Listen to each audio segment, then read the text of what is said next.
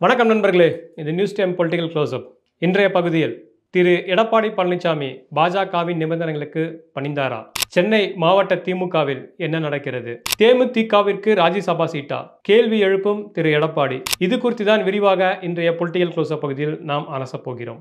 எக்காரணத்தை கொண்டும் மீண்டும் பாஜகவோடு கூட்டணி அமைக்க மாட்டோம், பாஜகவோடு எந்த காலத்திலும் கூட்டணி இருக்காது என்பதை அனைத்து பத்திரிகையாளர் சந்திப்பிலும் திரு எடப்பாடி பழனிசாமி மற்றும் திரு ஜெயக்குமார், திரு சி.வி. சண்முகம், திரு செல்லூர் ராஜு, திரு கே.பி. முனுசாமி ஆகிய அதிமுகவின் மூத்த நிர்வாகிகள் தொடர்ந்து சொல்லி வந்திருந்தார்கள். ஆனால் இன்றைய செய்தியாளர் சந்திப்பிலோ எங்களுடைய ஒரே எதிரி திமுக தான், ஓட்டுகள் சிதறாமல் இருந்து திமுகவை வீழ்த்துவதற்கான ஒரு நல்ல கூட்டணி அமையும் என்கிற ஒரு தகவலை இன்று திரு எடப்பாடி பழனிசாமி சேலத்தில் நடைபெற்ற பத்திரிகையாளர் சந்திப்பில் சொல்லியிருக்கிறார். இதன் பின்னணி குறித்து நாம் அதிமுக வட்டாரத்தில் விசாரித்த போது சமீப நாட்களாகவே அதிமுகவில் ஒரு விதமான பேசுபொருள் எழுந்து வந்து கொண்டே இருந்திருக்கிறது.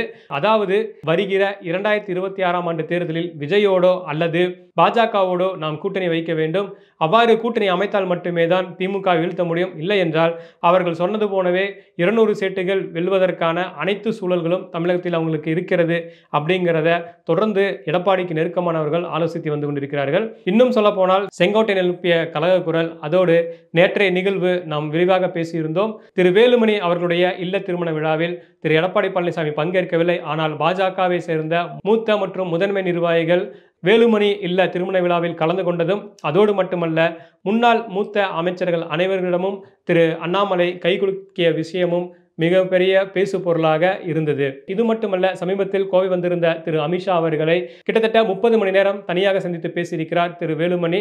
அந்த சந்திப்பில் பல்வேறு விஷயங்கள் தமிழக அரசியல் சூழல் குறித்து பேசப்பட்டிருக்கிறது.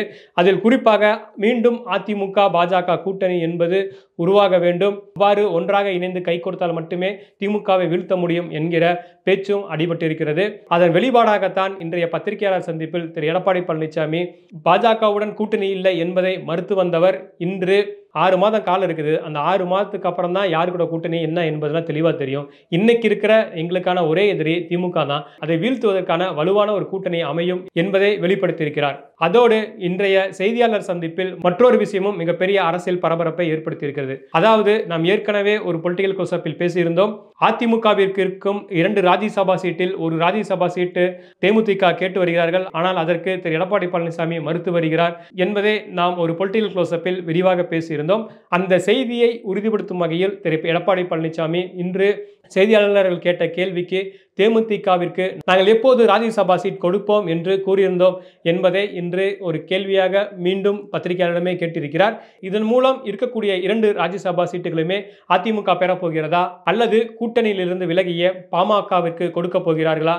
ஏனென்றால் திரு ஜி.கே. மணி அவர்களுடைய இல்ல திருமண விழாவிற்காக திரு எடப்பாடி பழனிசாமிக்கு பத்திரிகை வைத்த போது அவருடைய வீட்டில் ஒரு உரையாடல் நடந்திருக்கிறது. அதாவது பாமக தலைவர் திரு அன்புமணி ராமதாசுடைய ராஜ்யசபா பதவி முடிய போகிறது, மீண்டும் அவருக்கு ராஜ்யசபா பதவி வழங்க வேண்டும் என்கிற ஒரு கோரிக்கையும் அன்று வைத்து வந்திருக்கிறார்கள். ஆனால் அன்று எந்த ஒரு பதிலும் திரு எடப்பாடி பழனிசாமி அளிக்கவில்லை, பார்த்துக்கொள்ளலாம் என்று மட்டும் பேசி அனுப்பியிருக்கிறார்.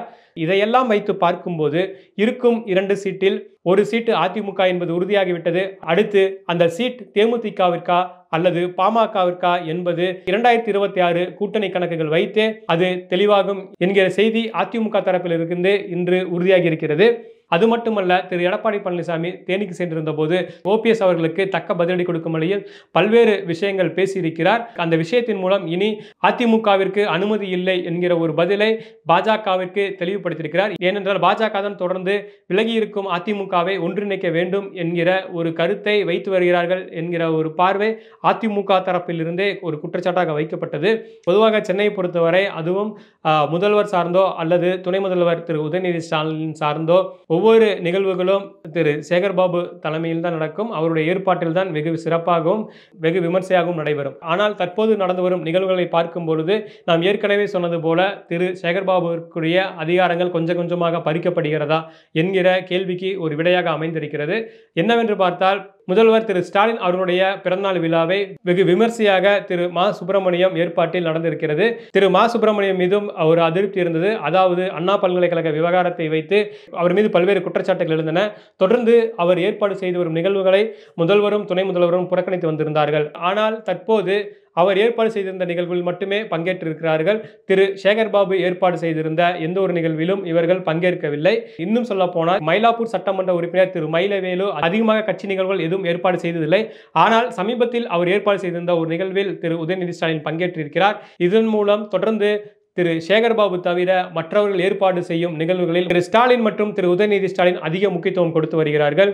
தொடர்ந்து தற்போது தன்னுடைய மாவட்டத்தின் கீழ் 6 தொகுதிகளை வைத்திருக்கும் திரு சேகர்பாபுவிடமிருந்து 3 தொகுதிகளை பிரித்து மற்றவர்களுக்கு கொடுக்க இருக்கிறார்கள் என்பதை நாம் ஏற்கனவே விரிவாக பேசியிருந்தோம். அதற்கேற்றார் போலுதான் சமீபத்திய நிகழ்வுகள் திமுகவில் நடந்து கொண்டிருக்கின்றன. இன்னும் கூடுதலாக இந்த சென்னை மாவட்டங்களை பொறுத்தவரை தற்போது சென்னை மாவட்ட செயலாளர்களில் ஒருவரான திரு சிற்றரசு திரு உதயநிதிக்கு அடுத்து என்னுடைய புகைப்படம் தான் மிக பெரிய அளவில் இருக்க வேண்டும், மற்றவர்கள் புகைப்படம் இடம்பெறக்கூடாது என்கிற ஒரு வாய்வழி உத்தரவையும் பிறப்பித்திருக்கிறார். படிப்படியாக திரு சேகர்பாபு அவர்களுடைய அதிகாரம் பறிக்கப்படுகிறதா என்கிற ஒரு கேள்வி சென்னை மாவட்ட திமுகவுக்குள் எழுந்திருக்கிறது.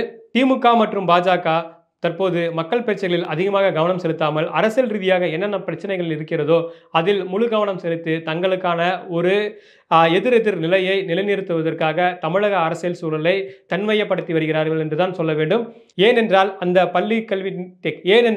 அந்த பள்ளி கல்வித்துறைக்கான நிதி ஒதுக்கீட்டிலிருந்து மும்மொழி கொள்கையாக இருக்கட்டும், தொகுதி மறுசீரமைப்பாக இருக்கட்டும், தற்போது மீனவர் பிரச்சனைகளை கையில் எடுத்து தமிழக மக்களுக்குடைய வாழ்வாதார பிரச்சனைகள் மற்றும் முக்கிய பிரச்சனைகள் பல இருந்தாலும் தங்களுக்கான அரசியல் லாபத்திற்காக சில அரசியல் விஷயங்களை மட்டும் கையில் எடுத்துக்கொண்டு திமுக வாஸ் பாஜக என்கிற ஒரு கருத்தோட்டத்தை தமிழகத்தில் மீண்டும் மீண்டும் நிறுவதற்கு இரு கட்சிகளும் கைகோர்த்துள்ளனவா என்கிற ஒரு கேள்வியும் எழுகிறது.